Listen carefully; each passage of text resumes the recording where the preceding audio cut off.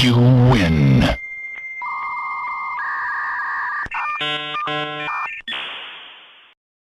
السلام عليكم ورحمة الله وبركاته. بسم الله والحمد لله والصلاة والسلام على رسول الله سيدنا محمد وعلى آله وصحبه وسلم.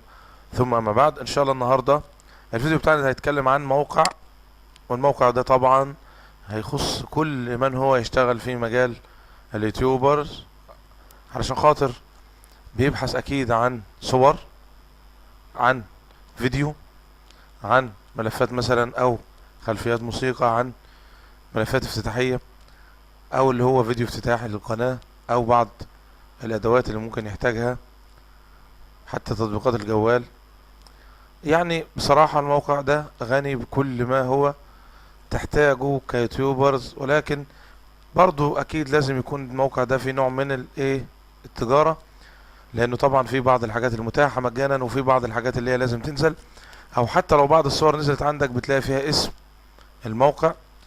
انا حتى اسم قناتي يو ان تكنولوجي، طبعا خدت بعض الصور، ولو رحنا هنا اللقطات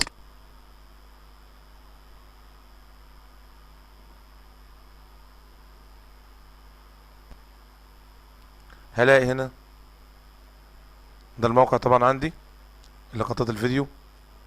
هلاقي هنا برضو يو ان، اللي هو برضو يو ان تكنولوجي. خدت برضو من هنا الاسم اللي انا اخترته للقناة. كذلك الامر، دي الحاجات اللي انا عرضتها مؤخرا، اللي انا شفتها اخر حاجة. طبعا الموقع مجاني، مفهوش حقوق ملكية فكرية، مفيش حاجة اسمها خدت صورة ولا حاجة اليوتيوب يمنعها، او مثلا فيديو حطيته عندك اليوتيوب يقوم بحذفه، ولا الكلام ده، لا. خلاص كده. يبقى احنا عندي في التبويب اللي فوق الصور، كمان جايب لي منزل صور ثلاثي ابعاد فئات. طب هنا مثلا بالنسبة للقطات جايب لي اخر حاجة انا بحثت عنها. وهنا طبعا جايب لي مثلا في عالم الرياضة، او اذا كان مثلا في زفاف، او اذا كان مثلا خلفيات اللي هي بتاع المية، او مثلا كوكب. في بعض الاشياء يعني اللي هي ان شاء الله ممكن تناسبك بشكل كبير جدا. اشخاص، حركة بطيئة، اعمال. في ناس طبعا بتلاقي دايما في فيديوهات بتتغير تلقائية داخل مثلا المونتاج اللي هو بيعمله، بيعمل مثلا معلومة، بيعمل فكرة، بيعمل مش عارف موضوع معين بيتكلم عنه، فبيستعين اكيد بفيديوهات زي كده.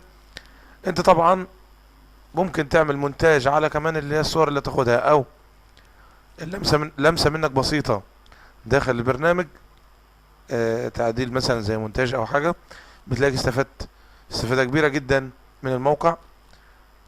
موقع اسمه شاتر ستوك زي ما مكتوب عندكم اهو، وهتلاقوا الرابط ان شاء الله اسفل الفيديو موجود. وبكده يبقى عرفنا لكم الموقع يا شباب. سبحانك اللهم وبحمدك، اشهد ان لا اله الا انت، استغفرك واتوب اليك. لو عجبك الفيديو يا ريت تشترك وتشارك وتعجب بالقناة او بالفيديو. السلام عليكم ورحمة الله وبركاته.